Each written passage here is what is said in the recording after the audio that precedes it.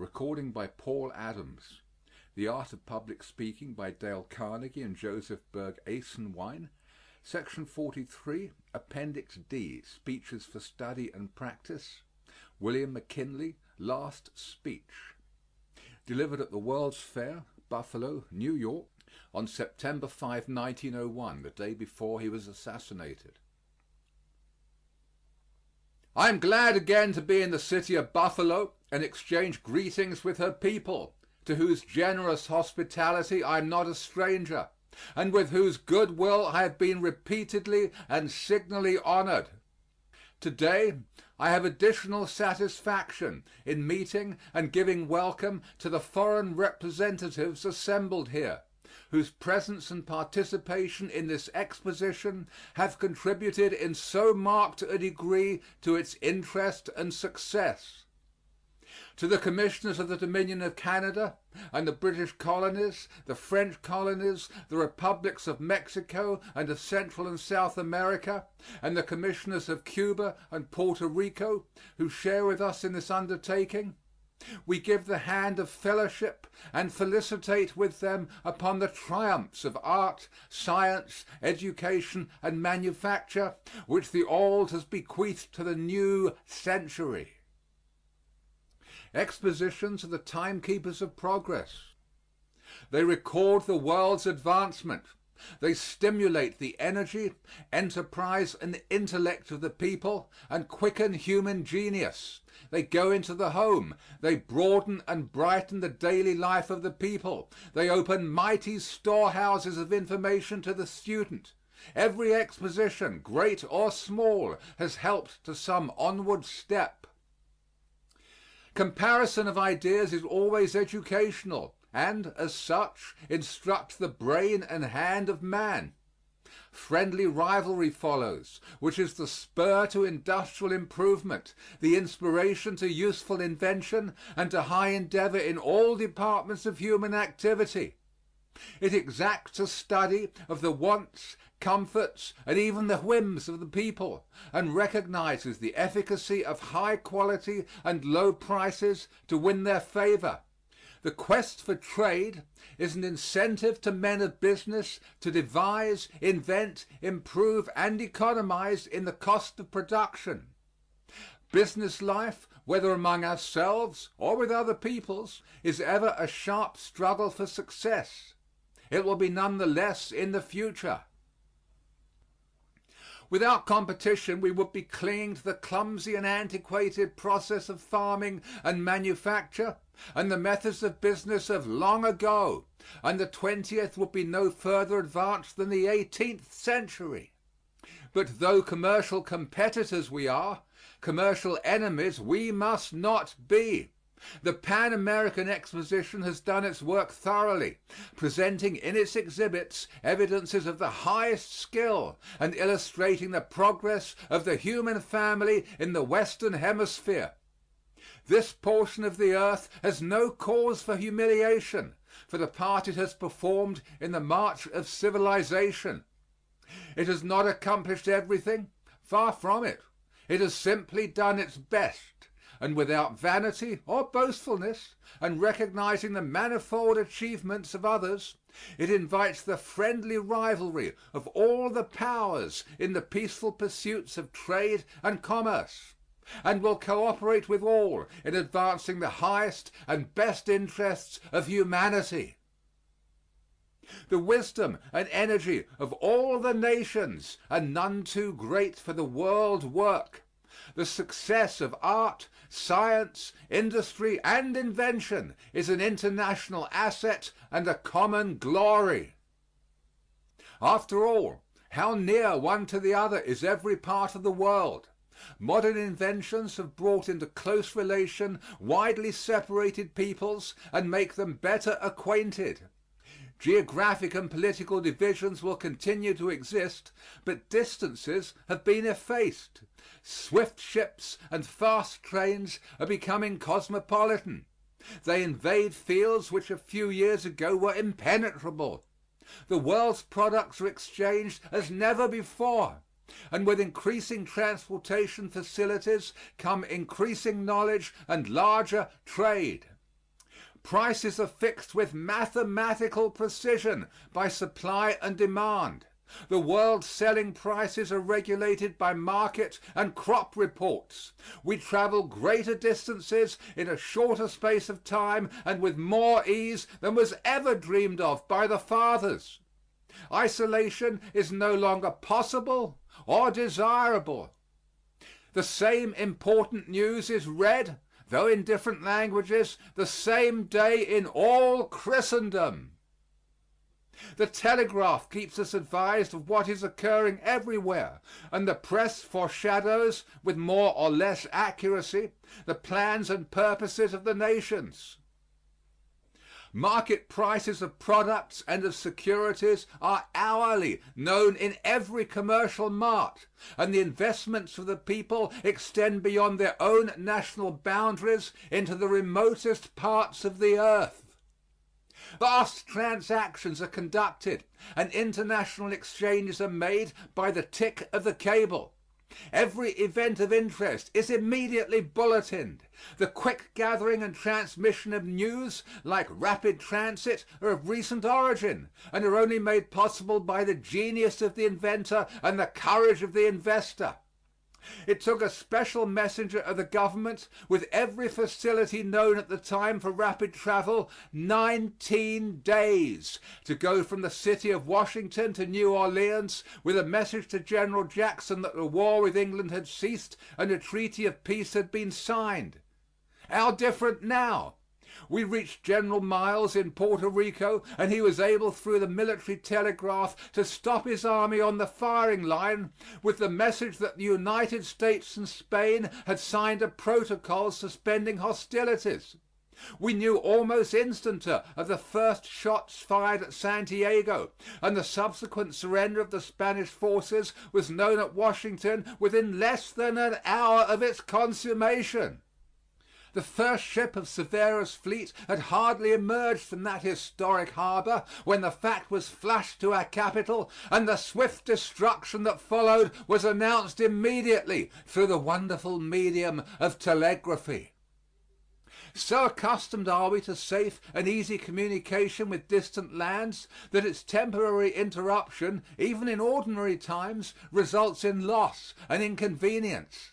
We shall never forget the days of anxious waiting and suspense when no information was permitted to be sent from Pekin, and the diplomatic representatives of the nations in China, cut off from all communication inside and outside of the walled capital, were surrounded by an angry and misguided mob that threatened their lives. Nor the joy that thrilled the world when a single message from the government of the United States brought through our minister the first news of the safety of the besieged diplomats. At the beginning of the 19th century there was not a mile of steam railroad on the globe. Now there are enough miles to make its circuit many times. Then there was not a line of electric telegraph. Now we have a vast mileage traversing all lands and seas. God and man have linked the nations together. No nation can longer be indifferent to any other. And as we are brought more and more in touch with each other, the less occasion is there for misunderstandings, and the stronger the disposition, when we have differences, to adjust them in the court of arbitration, which is the noblest forum for the settlement of international disputes. My fellow citizens, trade statistics indicate that this country is in a state of unexampled prosperity. The figures are almost appalling. They show that we are utilizing our fields and forests and mines, and that we are furnishing profitable employment to the millions of working men throughout the United States, bringing comfort and happiness to their homes, and making it possible to lay by savings for old age and disability. That all the people are participating in this great prosperity is seen in every American community and shown by the enormous, unprecedented deposits in our savings banks. Our duty in the care and security of these deposits and their safe investment demands the highest integrity, and the best business capacity of those in charge of these depositories of the people's earnings. We have a vast and intricate business built up through years of toil and struggle, in which every part of the country has its stake, which will not permit of either neglect or of undue selfishness. No narrow, sordid policy will subserve it.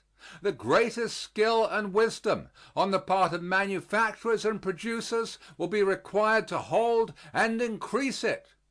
Our industrial enterprises, which have grown to such great proportions, affect the homes and occupations of the people and the welfare of the country. Our capacity to produce has developed so enormously, and our products have so multiplied, that the problem of more markets requires our urgent and immediate attention. Only a broad and enlightened policy will keep what we have. No other policy will get more. In these times of marvelous business energy and gain, we ought to be looking to the future, strengthening the weak places in our industrial and commercial systems, that we may be ready for any storm or strain. By sensible trade arrangements which will not interrupt our home production, we shall extend the outlets for our increasing surplus. A system which provides a mutual exchange of commodities is manifestly essential to the continued and healthful growth of our export trade. We must not repose in the fancied security that we can forever sell everything and buy little or nothing. If such a thing were possible, it would not be best for us or for those with whom we deal. We should take from our customers such of their products as we can use without harm to our industries and labor. Reciprocity is the natural outgrowth of our wonderful industrial development under the domestic policy now firmly established. What we produce beyond our domestic consumption must have a vent abroad. The excess must be relieved through a foreign outlet, and we should sell everywhere we can and buy wherever the buying will enlarge our sales and productions and thereby make a greater demand for home labor. The period of exclusiveness is past. The expansion of our trade and commerce is the pressing problem. Commercial wars are unprofitable. A policy of goodwill and friendly trade relations will prevent reprisals. Reciprocity treaties are in harmony with the spirit of the times. Measures of retaliation are not.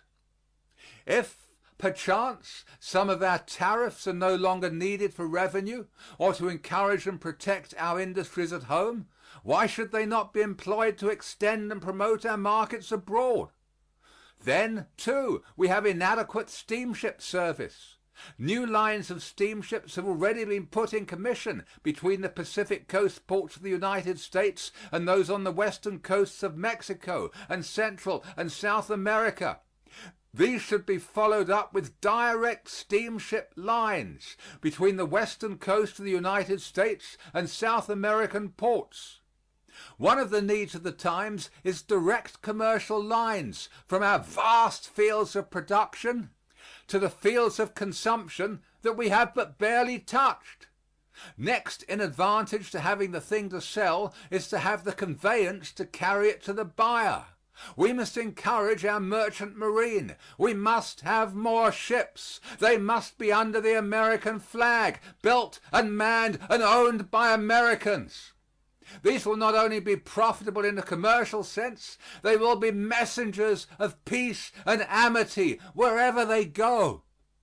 We must build the Isthmian Canal, which will unite the two oceans and give a straight line of water communication with the western coasts of Central and South America and Mexico. The construction of a Pacific cable cannot be longer postponed. In the furtherance of these objects of national interest and concern, you are performing an important part. This exposition would have touched the heart of that American statesman whose mind was ever alert and thought ever constant for a larger commerce and a truer fraternity of the republics of the New World. His broad American spirit is felt and manifested here. He needs no identification to an assemblage of Americans anywhere, for the name of Blaine is inseparably associated with the Pan American movement which finds here practical and substantial expression, and which we all hope will be firmly advanced by the Pan American Congress that assembles this autumn in the capital of Mexico. The good work will go on. It cannot be stopped. Those buildings will disappear. This creation of art and beauty and industry will perish from sight. But their influence will remain to make it live beyond its too short living with praises and thanksgiving. Who can tell the new thoughts that have been awakened, the ambitions fired, and the high achievements that will be wrought through this exposition? Gentlemen, let us ever remember that our interest is in concord, not conflict, and that our real eminence rests in the victories of peace, not those of war. We hope that all who are represented here may be moved to higher and nobler efforts for their own and the world's good, and that out of this city may come not only greater commerce and trade for us all, but more essential than these, relations of mutual respect, confidence, and friendship, which will deepen and endure. Our earnest prayer is that God will graciously vouchsafe prosperity, happiness, and peace to all our neighbors, and like blessings to all the peoples and powers of earth. End of section 43. Recording by Paul Adams. www.yawnguy.com